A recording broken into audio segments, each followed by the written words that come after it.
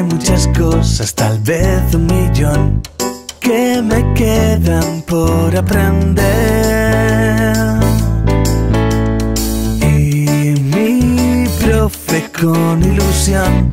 mucha paciencia y dedicación,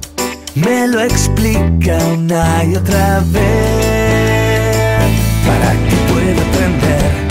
el abecedario, contar hasta 100, cuáles son los colores y también conocer los